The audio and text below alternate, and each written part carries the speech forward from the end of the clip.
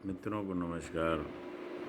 एक मैंने हकलाने के ऊपर वीडियो भी बनाया था और हकलाने के ऊपर वो काफ़ी जानकारी भी दी थी। फिर से वो एक प्रश्न पूछा है, एक दोस्त हैं,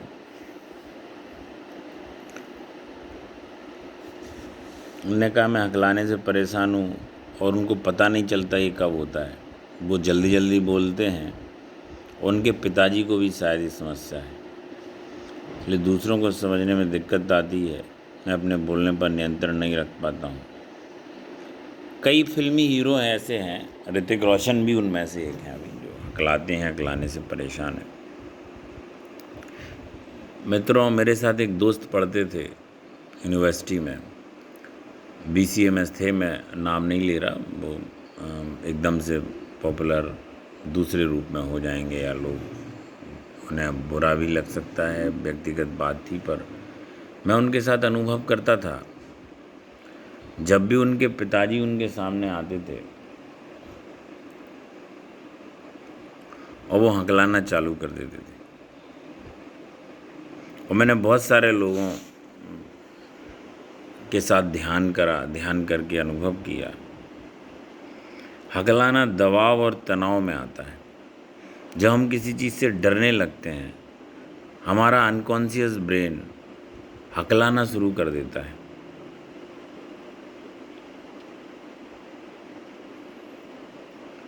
वो बहुत ही हैंडसम मेरे दोस्त थे, स्वस्थ, सुंदर, 6 फुट के, बहुत ही आकर्षक व्यक्तित्व उनका था। अभी वो बहुत बड़े पद पर भी हैं, सरकारी पद पर पहुंच गए हैं, विदेश यात्रा पर भी गए, बाहर भी उन्होंने काम किया, फिर अब आ गए हैं। लेकिन मैं देखता था, हम लोग एक काली हीरोपुर से स्कूल विद्यालय जाते थे। वो जब तक मेरे से बात करते थे वो अटकते नहीं थे।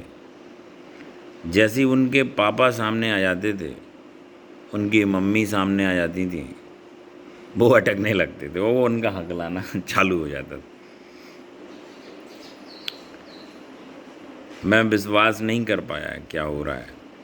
जैसे ही उनके पापा देखता, मैं नोट करता था, अभी ये हकलाना चालू कर देंगे। मैंने उनसे पूछा, वो बोले ये समस्या है, जब मैं घर जाता हूँ मैं अपने माँ और पापा के सामने, मम्मी डैडी के सामने हकलाने से बच नहीं पाता। इससे बचने का मैं जितना प्रयास करता हूँ उतना ही अधिक हो जाता है।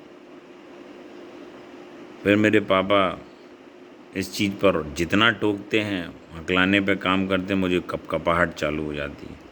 वो मुझे बहुत प्यार करते हैं, ऐसा नहीं है, पर क्यों कपकपाहट चालू होती है पता नहीं। यहाँ तक कि अगर वो कोई सामान परचूनी की दुकान का मंगाने देते हैं तो उनके सामान को भी मैं हकलाहट से पढ़ता हूँ। मम्मी के साथ उनका ऐसा नहीं होता, उनका पापा के साथ ही होता है। मैंने उनको ये चीज़ बोली, फिर मैं एक दिन उनसे कानपुर में मिलने गया, तब भी मैंने देखा उनकी वो चीज़ फिर से चालू हो गई थी। जब वो मेरे साथ थे, मैंने उन्हें एक चीज़ बताई थी और मैंने उन्हें ये भी बताया था कि हकलाना समस्या नहीं है, इसके पीछे एक बहुत गहरा तनाव है और तुम्हारे पिताजी तुम्हारे ऊपर बहुत हावी हैं। उन्हें देख के तुम बचपन में चले जाते हो। वे तुम्हारे भयों की ओर इशारा करते थे, क्योंकि वो दबा के, टेंशन दे के, उनमें कमियां निकाल के ही उनको पढ़ाते थे, क्योंकि वो बड़े विद्वान भी थे और वो उसकी समझ के ऊपर बहुत हावी थे।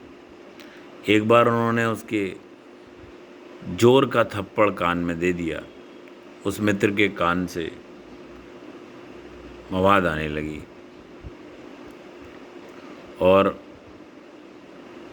वो जीवन भर की एक अनकॉन्शियस डर उस मित्र के मन में चला गया। हालांकि जित अच्छे लेवल की परवरिश उनके पिताजी ने की, मैंने बहुत कम लोगों की देखी। वो इंजीनियर थे, वो बहुत अच्छे वस्त्र लाते थे, बहुत रख रखाव करते थे, वहाँ के सबसे बड़े विद्यालय में उसको पढ़ाया और शायद इतनी सुख सुविधाएं दी जितनी हमारे समय के कम लोगों को मिली। उस समय मैंने उसको एक टेक्निक बताई, वो टेक्निक उसी व्यक्ति के लिए मैं यूज़ करी सबसे पहले और लाभ भी हुआ। फिर मैंने बहुत सारे लोगों पर काम किया। ऐसे हजारों लोग हैं। अभी एक मित्र का बच्चा है, वो भी हकलाता है। मैंने उनको बताया कि कैसे वो अनजाने तरीके से केयर कर रहे हैं, डर रहे हैं, उसका कॉन्फिडेंस ख़त्म कर दे रहे हैं और वो बहुत मेहनत कर रहे हैं बच्चे पे। कर वो मेहनत ही रहे हैं। हकलाने से बचने की कोशिश नहीं करें। अगर आपको ऐसी समस्या है, उल्टा हकलाने का प्रयास करें, पूरा हकलाने की एक्टिंग करें, एक भी शब्द बिना हकलाहट के ना बोलें।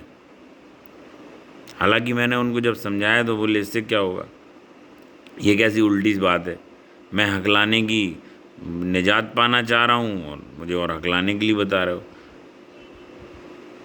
इसे लॉ ऑफ रिवर्स इफेक्ट भी कहते हैं। मैं इसके विपरीत कर रहा हूँ, पूरी तरह से इस चीज़ को ऐसे डूब जाएं जैसे आप हकला रहे हैं। तो उसका मतलब था कि मुझे ऐसा लग रहा है मेरी समस्या को बढ़ा देगी, कम नहीं करेगी। मैंने कहा आप एक बार मेरे साथ करके देखो। मेरे साथ उसको एक विरोधाभास आता था। मैं बहुत ज़्यादा बोलने में, एक आदत कह लीजिए या काम मेरा वही था। अब वो चुप रहता था इस वजह से, पर अच्छा प्रेजेंट कर लेता था। मैंने कहा एक्टिंग करो, उसने करके देखी। उसके पिताजी आए, फिर मैं उसके पापा के सामने जाता, उसके घर पे भी रुका मैं एक आध दिन। तो वो जैसे पापा के सामने आया, मैंने कि हकलाने की कोशिश करो, अब हकलाओ। वो हकला नहीं पाया। यहाँ कुछ चीज़ें हैं जो तभी होती हैं जब तुम प्रयास करते हो। यहाँ कुछ चीज़ें ऐसी हैं तुम प्रयास नहीं करते तो होती हैं, क्योंकि सारा प्रयास भय से आता है। भय यदि कारण है तो प्रयास मदद नहीं कर सकता। ये law of the reverse effect के नाम से जाना जाता है। करके देखें, जो भी आदत है आप उससे करके देखें। अनकॉन्शियस ब्रेन में क्या होता है दोस्तों, हमारा जिस चीज़ की ओर ध्यान जाता है वो हम नहीं करते। हकलाना मूलभूत समस्या नहीं है, इसको दूर कर सकते हैं और बहुत सारे लोगों के जीवन के ऊपर ही अभिशाप की तरह बन जाती है और छोटी सी टेक्निक से ये दूर हो सकती है। इसको मैंने दोबारा से बोला है। कल रात में एक व्यक्ति का प्रश्न आया कि वो समझ नहीं पाए थे। अब मैं सिर्फ आवाज़ के माध्यम से बोल रहा है तो और समझें। नहीं भी समझ आएगा तो मैं किसी का डेमो साथ में करा के आपको दिखाऊंगा। धन्यवाद।